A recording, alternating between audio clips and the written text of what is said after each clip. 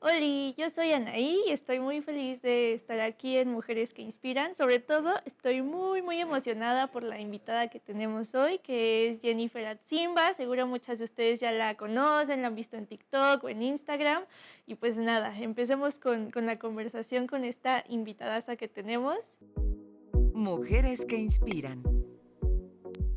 Y pues muchas gracias por acompañarnos, por haber aceptado la invitación.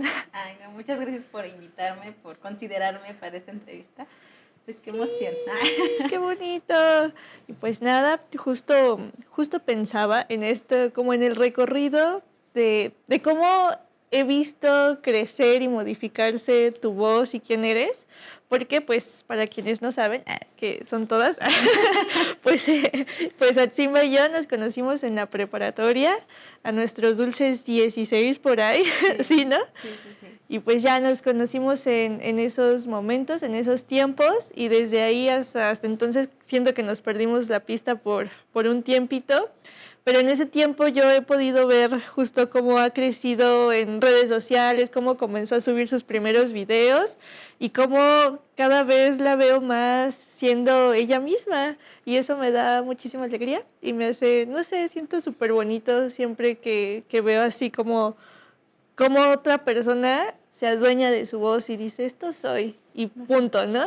Entonces, justo la primera pregunta que quería hacerte es cómo fue este proceso para reconocer tu voz, pero también para dar este salto, que al final es un salto de valentía, para adueñarte de esa voz y para plantarte frente al mundo y decir, esto es lo que soy, esto es lo que tengo para decir.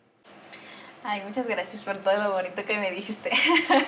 Pero bueno, pues creo que esta voz parte desde un punto muy crucial en mi vida, en donde creo que el mayor eh, figura que yo tenía como súper idealizada y que también estaba yo como queriendo complacer era mi mamá.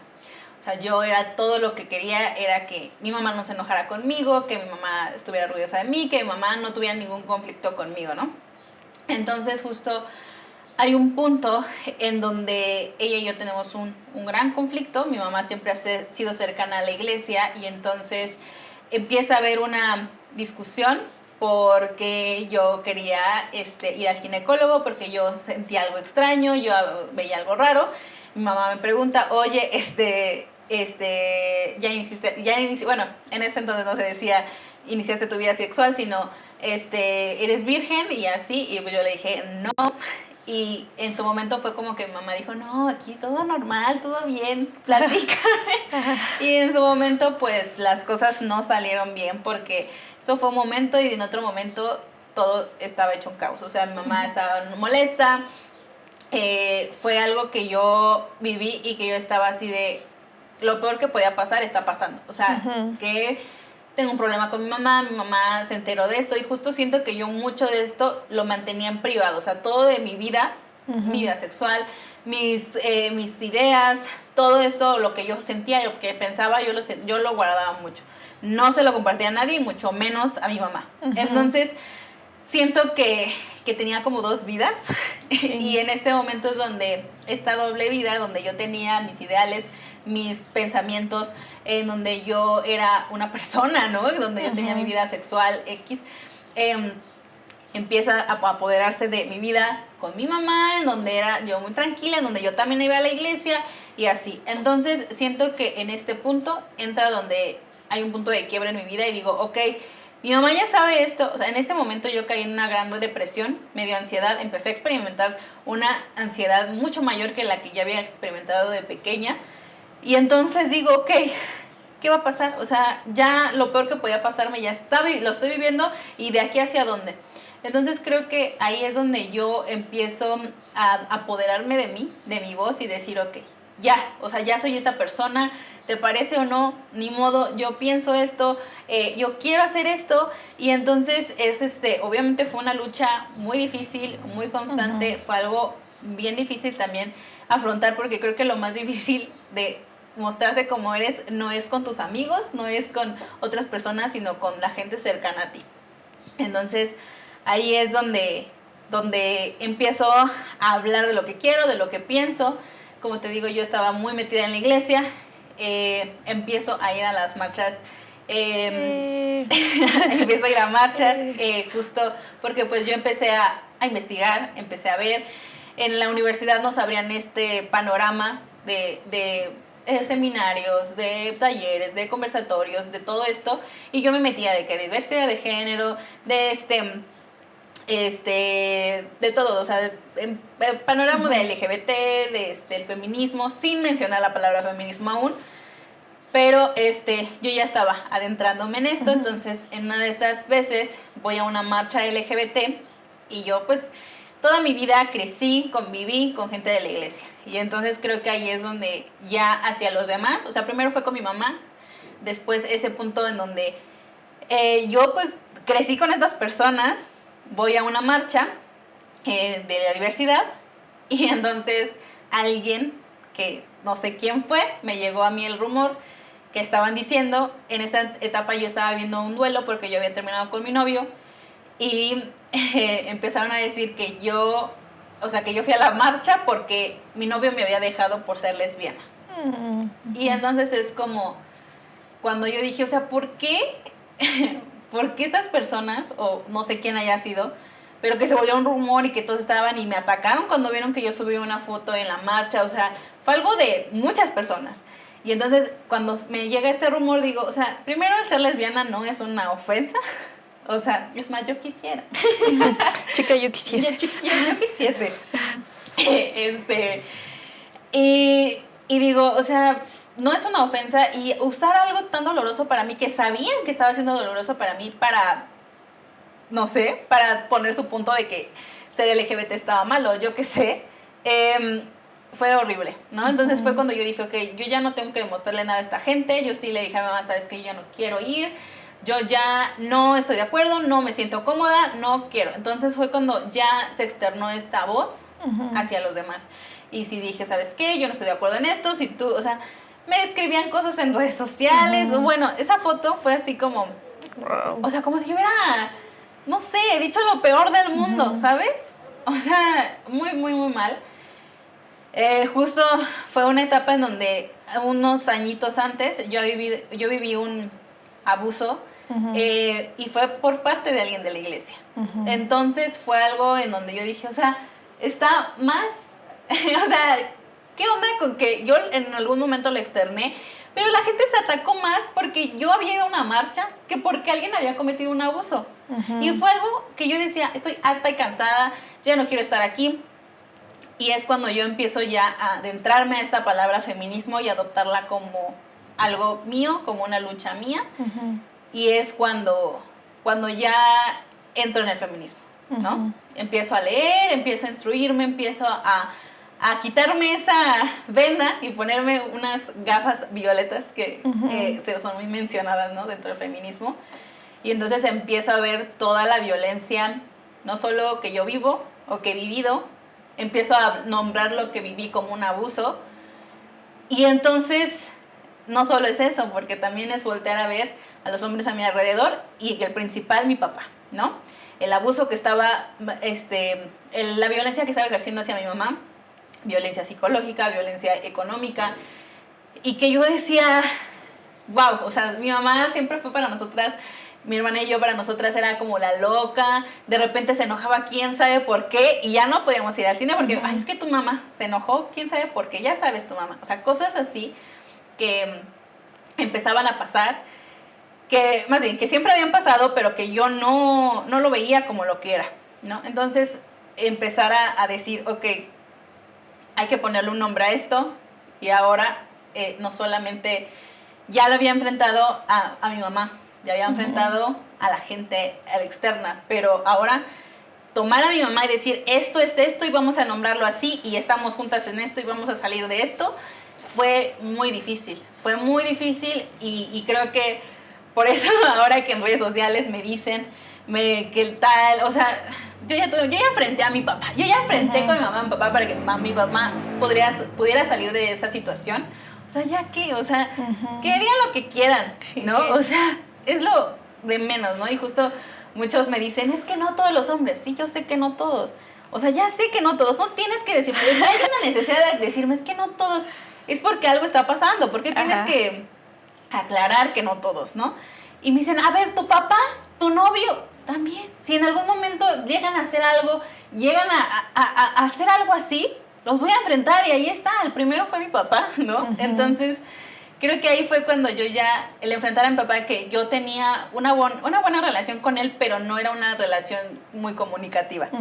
Entonces, el hecho de que no nos comunicábamos y en ese modo yo no sé cómo pude comunicarme con él, pero decir, basta, ya no más, hasta aquí, mi mamá está conmigo y no, o sea, ya no. Y no nada más era eso, sino mi hermana estaba un poco más chica y entonces era cargarme las dos y afrontarlo, ¿no? Entonces, pues creo que ahí fue cuando ya tomé yo mi voz a algo ya más, tangible. Y entonces viene la pandemia. Y entonces yo quería, siempre me ha gustado figurar, me gusta mucho, soy Géminis, entonces siento que es algo, o sea, a mí me gusta la atención. Entonces, siempre luego me dicen, es que quieres llamar la atención, y yo, obvio, por eso los videos, o sea. Y tú pues sí, claro. Sí. Entonces, siento que desde ahí fue como un, quiero llegar a alguien, quiero impactar a alguien, pero no quiero hacer un video bailando. O sea, está muy respetable, qué padre, que hay gente que le gusta bailar y que es reconocida por eso, pero a mí no me gustaba ponerme en una cámara y bailar. Yo quería hacer contenido, pero de una manera que llegara a alguien, que algo aportara. Y yo estaba muy metida en esto, estaba viviendo muchas cosas. En la pandemia, mi mamá, mi papá y más bien, yo y mi papá regresamos a vivir a la casa de mi mamá porque ya vivíamos por fuera. Y entonces es cuando digo, voy a empezar a crear contenido de feminismo, porque mi hermana pues era de, vamos a grabar TikToks. Entonces yo decía, bueno, y empezamos a grabar, bueno, yo empecé a grabar videos de feminismo y entonces empieza a divulgarse mucho. Me acuerdo que el primer video viral que tuve fue un video donde yo hablaba de que si a María se le preguntó si quería ser madre de Jesús, que Dios le preguntó, más bien, Dios mandó al ángel y el ángel le preguntó que si quería ser madre de Dios y que ella dijo, háganse de mí su voluntad, ¿no? Entonces, o sea, si a María se le preguntó por qué a las mujeres no se nos dejaba elegir, ¿no? Más desde el ámbito de la religión. Y entonces ese video se volvió viral, que fue el primero de feminismo como tal que se volvió viral. Empecé a crecer en redes y ya de ahí creo que encontré un medio donde expresar como que todo lo que yo quería expresar en algún momento, mis pensamientos, lo que yo quería, y eso también alimentó el hecho de decir, esta soy yo, ¿te parece? Qué padre. Si no te parece, ahí está la puerta muy abierta y la verdad no voy a pelear por ti ni porque te quedes, porque una persona que se aleja, porque una persona habla de sus ideales políticos, que el pedir una equidad de género, o sea, es alguien que no quiero en mi vida, no necesito, y no solamente de eso, creo que hablo de muchísimas luchas, entonces es como, o sea, decirte, no seas racista, no seas homofóbico, transfóbico, o sea, creo que no es nada malo, o sea, no odies a la gente, o sea, ¿por qué alguien no querrá estar en tu vida porque dices, ay, no odies a la gente, o sea, entonces es como, yo dije, ay, ya quien quiera quedarse en mi vida está padre y quien no, también. Y es como yo digo, ya, quien me quiera escuchar, quien quiera estar en mi vida, quien quiera esta versión de mí, está bienvenido a quedarse en mi vida y quien no, adelante. Entonces creo que fue poco a poco, pero sí siento que las redes sociales y el que yo lo que hago ahorita, sí me empoderó a consolidarme como lo que soy ahorita. Dios mío, me está así volando el cerebro. Y porque pienso en muchas cosas de las que acabas de decir. Primero, en cómo cuando tú nombraste este abuso, ¿no? Cómo las personas, como dices tú, se atacaron más cuando creyeron que yo era lesbiana que cuando les dije que alguien de la iglesia había abusado de mí, ¿no? Y no sé, cuando hablas, por ejemplo, de señalar las violencias de tu propio padre, ¿no? Cuando creo que es algo que todas, bueno, al menos la mayoría seguro hemos experimentado cuando entramos al feminismo, y es pues de pronto empezar a notar cosas que antes no veíamos, ¿no? Y que eso luego te puede meter en un montón de conflictos con la familia y con todo. y pensaba mucho en mi amada Audre Lorde, que la amo mucho, pero en un texto ella dice que nos han enseñado como a vivir en el miedo y desde ahí como a inmovilizarnos. Pero ella dice, pero también vivimos todo el tiempo rotas y adoloridas y ahí sí nos enseñan a hacer todo así, adoloridas, sintiéndonos tristes. Entonces ella dice, bueno, entonces convierte ese miedo en acción, habla con miedo, acciona con miedo. Y entonces a mí me parece eso muy poderoso de lo que tú haces desde las redes sociales y desde todos los espacios donde te plantas y usas tu voz, porque es ocupar espacios que históricamente nos han arrebatado. Sí. Entonces, eso es lo que quiero preguntarte. ¿Cómo ha sido para ti enfrentarte a esto que decías de los ataques? Porque yo misma he visto cómo en redes sociales luego te ponen cosas súper rudas, ¿no?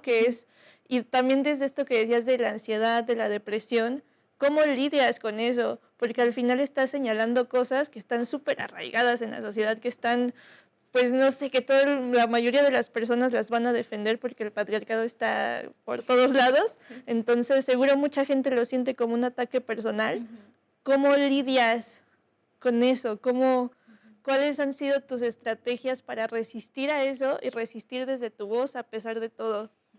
Siento que justo lo que decías, el hablar desde el miedo, creo que yo la primera vez que dije, a mí me pasó esto, no fue así de, se me quitó el miedo y decidí hablar. O sea, porque siento que muchas es como de, es que tengo miedo de hablar. Es súper normal que tengas miedo de hablar de lo que te pasó, es súper humano. Pero el miedo no te debe limitar a hacerlo, ¿no? Entonces siento que yo la primera vez que hablé de esto, lo hacía con mucho miedo, mucho miedo. O sea, hablaba y me daba nervios, me cerraba, estaba así de que, ok, lo voy a hacer, pero con miedo. Y lo hacía, pero lo hacía con miedo, ¿no? El punto no era que el miedo estaba, sino el punto era que yo ya lo estaba hablando. Entonces, como yo ya había pasado por esto, de verbalizarlo y de enfrentar en este momento a las personas de la iglesia, que yo dije, ok, yo viví un abuso por parte de alguien de la iglesia y, o sea, no te estoy pidiendo ni que me creas, ni que lo aceptes, no te estoy pidiendo nada, estoy pidiendo que lo sepas.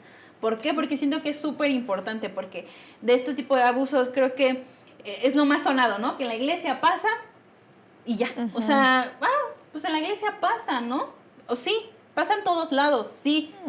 Pero entonces, ¿por qué es algo tan sonado que pasa desapercibido?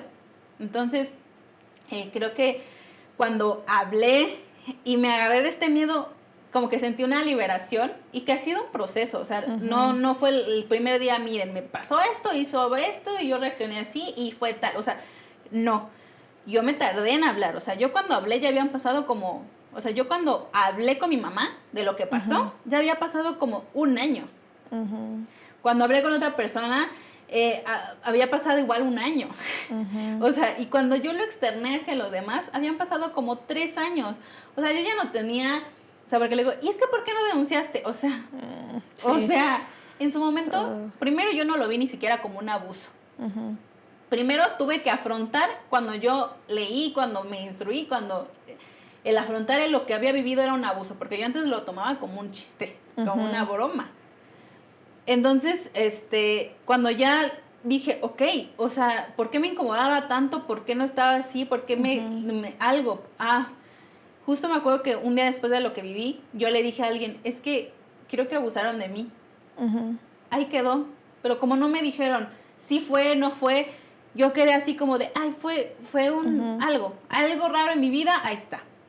Entonces, cuando yo pude verbalizar, ok, viví un abuso, y después lo verbalizó hacia mi mamá, después lo verbalizó hacia los demás en la iglesia, y la gente fue así como, pasó desapercibido, dije, ok, o sea, yo ya no tengo que probarle nada a nadie, no tengo que nada a nadie. Tiempo después, ahora cuando empecé en redes justo, tenía muy poquitos seguidores en ese entonces, una chica que estaba dentro de la misma iglesia que yo, se acercó a decirme que ella había vivido algo así, pero con un chavo de un grupo parroquial.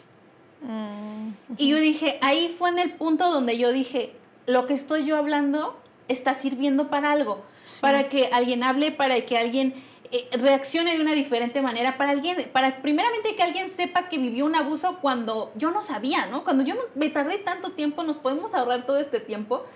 Si alguien habla de lo que es un abuso, si alguien habla de cómo es vivir esto, si alguien habla de todo esto que nadie está hablando, ¿no? Entonces creo que fue como ese motivante, que obvio se vinieron cuando yo empecé a hacer contenido con muchísimos comentarios que siguen existiendo en mis redes y que al principio no fue como de, ay, alguien me dijo algo, ya.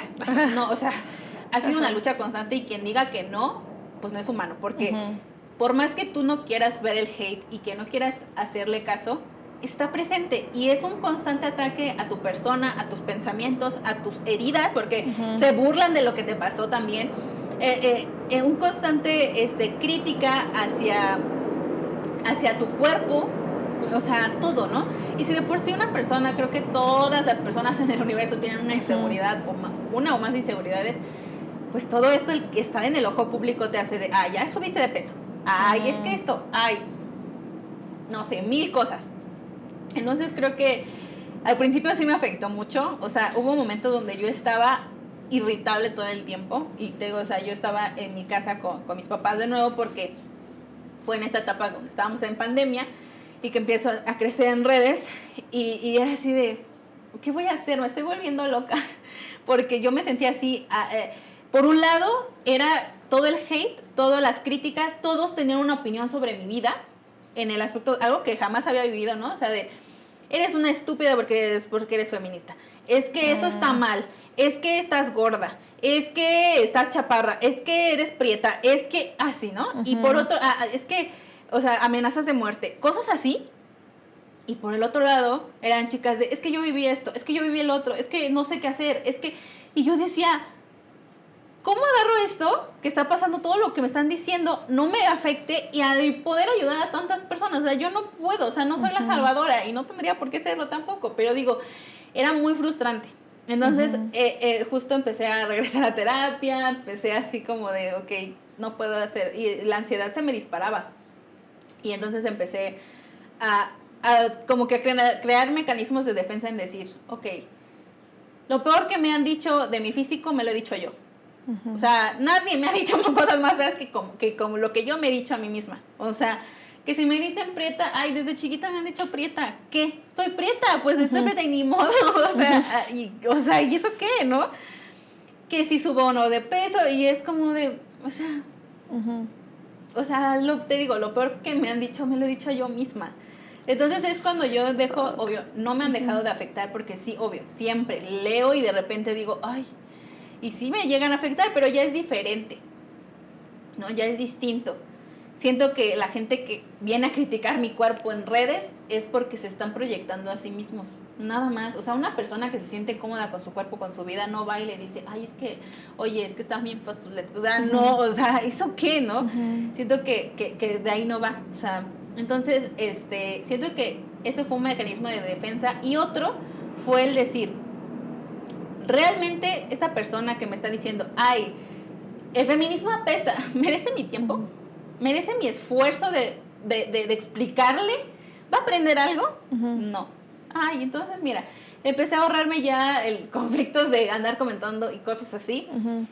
Que sí, parte de mi contenido es contestar comentarios, pero siempre trato de que sea de una forma graciosa, pero que transmita un mensaje, siempre, aunque conteste comentarios. Y muchas veces me han llegado a tiempo después, ya llevo 4 años creando contenido. Chicos, chicas, chicos, chiques que me mandan mensaje después privado y me dicen, oye, yo te tiraba hate antes y lo lamento, o sea, ya he aprendido esto, he aprendido el otro, y digo, wow, o sea, una persona no es la misma que fue hace 1 hora, que fue hace 1 año, o sea, no. O sea, yo luego veo comentarios que yo hacía hace 10 años cuando nos conocimos, digo, ¿quién es esa persona? Yo no soy esa persona. Sí. Entonces digo, mira, a veces digo, ya entenderán, aprenderán. La vida muchas veces se encarga de eso y lastimosamente espero que no les toque vivir algo tan feo como para que aprendan. Pero sí digo, la vida solita se va a encargar de eso y ya no es mi trabajo, no soy la maestra de todo el mundo. Entonces digo, y creo que así es como he aprendido a lidiar con todo esto, a lidiar con las críticas, y que igual las peores críticas sobre cuando empecé a ser feminista y que empecé a crear en redes, y todo fue de mi círculo más cercano. Entonces, lo que venga a decirme alguien más es, o sea, lo de menos. Justo apenas pensaba que el mayor insulto que me dan como feminista es que no tienes papá. Y yo, pues mi papá sí estuvo presente, ahí está mi papá, lo quiero mucho, él me quiere, ahorita está muy pendiente de mí, está orgulloso de mí. O sea, pero digo, yo fui hija de un hombre migrante. O sea, siempre mi papá migró a los Estados Unidos. Y toda la vida, desde chiquita, me dijeron, es que no tienes papá. O sea, que me lo diga, o sea, no inventes. Si yo lidié con eso a los 4 años, ¿tú crees que ahorita un vato que se esconde tras usuario 93 viene a decirme no tienes papá? ¿Crees que me va a afectar? O sea, no, aviéntate otra. O sea, si no tengo papá, o sea, el 45% de familias en México no tienen papá. O sea, es más probable que tú no tengas papá que yo, o sea, ¿sabes? Entonces es como... siempre son como insultos bien ridículos, y que es lo que me gusta, como igual desde mi contenido afrontar todo esto, porque siento que muchas chicas que están entrando en esto, que están en una lucha social, que están deconstruyéndose, reciben estos comentarios principalmente de su familia. Entonces creo que por eso aporto un poco más a decir, bueno, ¿qué pueden contestarles? Que lo vean como algo divertido, que lo vean como de, ay ya, o sea, es algo tan... ridículo a veces lo que ponen, que digo, ya, neta le va a prestarme atención a esto, me va a afectar esto. No. Entonces es como suelto un poco más las cosas. Y está bien fuerte esto que dices también, de dónde vienen esos insultos, ¿no? Yo pienso en una autora, en una autora que amo mucho, que se llama Almadelia Murillo, que justo ella decía, al final, este es un país marcado por la ausencia del padre, ¿no? Y es justo lo que dices, en lugar de decir, ay, es que tú porque no tienes papás, más bien, ¿por qué no nos ponemos a problematizar por qué los hombres abandonan a sus familias? Ajá. ¿Por qué tan fácilmente pueden irse y ausentarse? ¿Y Sí. por qué son les hijes o las madres quienes tienen que cargar con el insulto de la ausencia de los hombres, ¿no? Sí. Entonces dices, un momento. Pero ahora que te escuchaba y pensaba en este recorrido que has tenido en el feminismo y todo lo que ha representado para ti, me acordaba un montón del nombre como de una antología que dice, el feminismo me jodió, pero después me salvó. Entonces quería preguntarte eso, ¿tú crees que de alguna forma el feminismo te salvó? Siento que el feminismo sí me salvó y también me jodió de repente. Sí. Digo, siempre lo he dicho, ser feminista es súper cansado. A veces digo, uy, estoy harta del feminismo. Y no es porque diga, el feminismo es lo peor. No, estoy harta de necesitarlo. Estoy harta de tener que estar luchando todo el tiempo. Estoy harta de ver todo. O sea, cuando entras en el feminismo, cuando entras en una lucha antipatriarcal, entras en cualquier lucha que te haces consciente socialmente, tanto del clasismo, del racismo, de la homofobia, de la transfobia, de la LGBTfobia en general, de la xerofobia, de todo lo que hay, y que la gente dice, ay, es que eso se inventa, nada más inventan palabras, siempre ha existido, solo se le está verbalizando, se está poniendo una palabra, la gordofobia, o sea... ¿Cuántas mujeres no tuvimos como nuestro peor miedo ser gordas? ¿Cuánto tiempo? O sea, muchas cosas, y que se le está poniendo un nombre y la gente, ay no, se le está inventando. O sea, todas las palabras son inventadas. Es lo más ridículo que te digan. Es que eso lo inventaron, claro, todas las palabras, todas las definiciones son inventadas, ¿sí? O sea, no fueron orgánicas, no salieron de ningún árbol, o sea. Entonces, justo esto como de decir, todo esto soy consciente, y es bien difícil ver, primero, que tú eres racista, aún siendo prieta, aún siendo del color que eres racista y eres clasista. ¿Y cuántos no teníamos? Ay, es que es un naco, es un ñero, es un corriente, ay, muerta de hambre. O sea, todo esto que dices, wow, o sea, justo por eso te digo, yo no soy la persona yo no soy la persona que era hace 10 años. Entonces digo, hacerme consciente de eso, cambiarlo. Y luego afrontar ahora tu círculo que no está dispuesto a cambiar. O sea, porque no lo conoce, porque no sabe que está mal, y que se aferra al cambio, y que se aferra a que como esa persona no le afecta, pues, ay, ¿sabes? Entonces siento que por eso, como dices, el feminismo me jodió, porque es como... Me jodió la perspectiva de tantas cosas, me ha jodido películas, me ha jodido series, me ha jodido amistades, me ha jodido de muchas maneras. Canciones. Me ha jodido 1000 cosas. pero también me ha salvado en que he tenido un arma de donde agarrarme para decir, esto soy, esto quiero, esto busco, esto ya no estoy dispuesta, esto está pasando en nuestro país, ¿y qué estamos haciendo? O sea, ¿qué estamos haciendo? Y justo había visto justo que decían, cuando fue la Segunda Guerra Mundial, tú ves y lo lees y dices, pues que la gente no hacía nada, y estamos viviendo eso ahorita, lo estamos viviendo con todos los feminicidios en México, y no solo en México, en todo el mundo, con toda la violencia, con una guerra que está pasando ahorita. Un genocidio en Palestina. O sea, todo esto y que la gente realmente no está haciendo absolutamente nada. Y es súper, súper difícil ver que la historia se repite, ¿no? Entonces, siento que es un arma para mí, como para conectar con otras mujeres, para crecer como persona, para nutrir con todas estas historias que no solamente he vivido yo, que ha vivido mi mamá, que ha vivido mis tías, que han vivido mis primas, mis amigas, que han vivido hasta las chicas que no conozco y que estoy por conocer, y que cada vez que una habla y que dices, yo viví eso, ¿no? Y creo que eso es lo más fuerte cuando pasan los 8 de marzo, que ves un cartel y dices, wow, yo viví eso. Yo viví eso. O sea, eso que tú estás diciendo, lo estamos diciendo todas. Todas estamos en el mismo. Entonces, justo es esto de conectar con estas historias y de unirnos y decir, estamos cansadas, estamos hartas. Y no estoy hablando de que estoy cansada individualmente, sino ya estamos cansada colectivamente, y esto lo estamos haciendo colectivo. O sea, ya vamos a hacer un cambio colectivo. Y creo que el hecho justo de que yo esté ahorita sentada aquí, que estemos platicando tú y yo, que a pesar de los años que nos conocemos y que nuestras vidas hayan tomado caminos diferentes, que hoy estemos aquí unidas por el feminismo, siento que justo ese es el punto, justo eso, por eso el feminismo me salvó, porque la primera mujer que yo salvé gracias al feminismo, y que no quiero adjudicarme, pero siempre mi mamá me lo dice y me da las gracias y me dice, o sea, si tú no hubieras entrado en el feminismo, si tú no, yo no estaría aquí. Justo apenas caí así en una frustración después del 8 de marzo, y es muy común porque como que todo es negativo, puras críticas negativas y así. Yo estaba en un colapso mental. Y mi mamá, o sea, estaba así de que con ansiedad, estaba llorando, y me marca mi mamá y me dice, ¿cómo estás? Vi esto. Y digo, no, es que, o sea, a veces me canso, estoy cansada. Y me dice, yo sé, es muy difícil, y más porque tú hablas por muchas mujeres, y no es porque me tomes su voz, sino porque muchas se ven reflejadas en ti.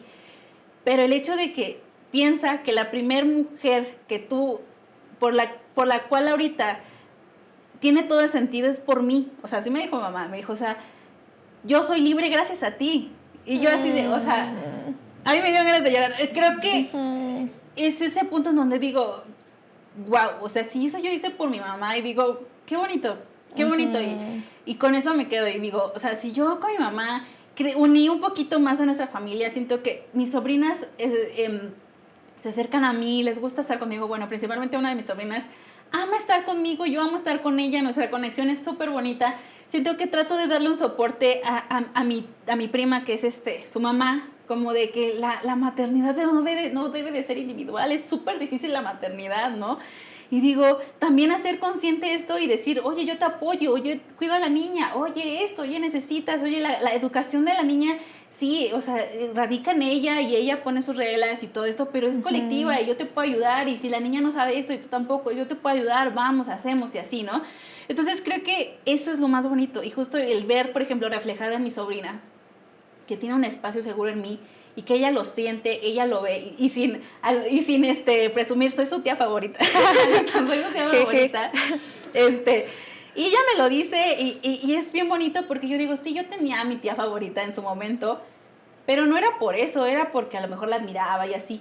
Pero ella no solo sentir que me admira es muy bonito, pero no solo sentir que me admira, saber que ella me quiere y que soy su favorita porque sabe que ahí estoy cuando la necesito, ahí estoy cuando me necesita. El hecho de que sabe que no la voy a lastimar, que quiero lo mejor para ella, el hecho de que sabe que no me voy a enojar si me dice algo que ella tiene dudas, el hecho de que se siente tan protegida por mí y que ella siente que todo lo que yo veo, que todo lo que yo hago está bien. Entonces digo, wow, qué responsabilidad, y siento que siempre la he tenido porque soy hermana mayor, pero verlo esto reflejado en mi sobrina, digo, me encanta porque en su momento yo no me sentía escuchada porque sentía que mi opinión no valía la pena porque era una niña.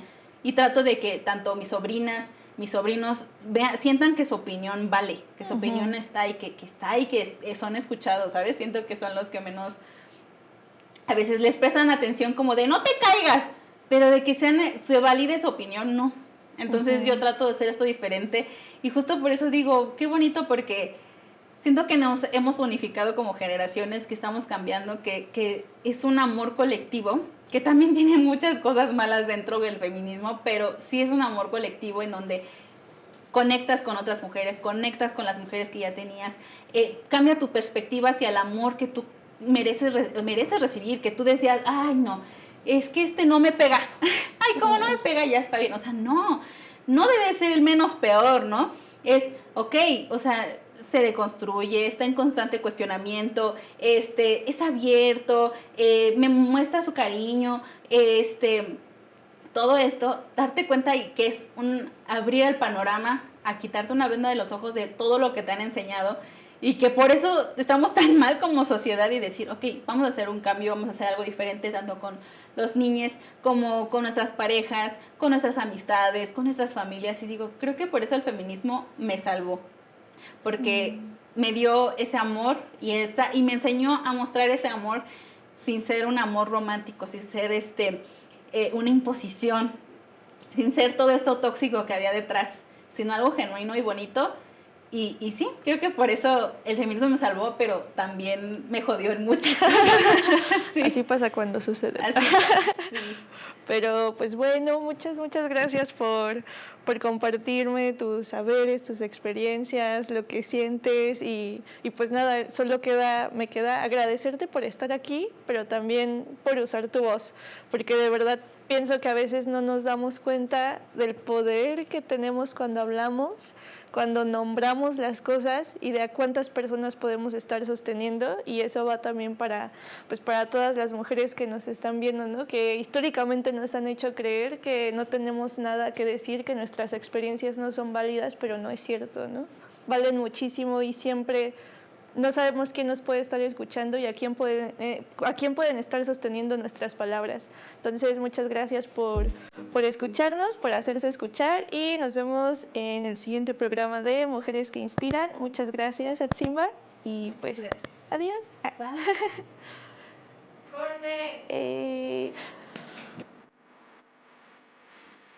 Esto fue Mujeres que Inspiran, una sección de Emma, newsletter hecha por y para mujeres. Síguenos en todas las redes sociales y recuerda que puedes suscribirte a nuestra newsletter en www.emmaindigo.com.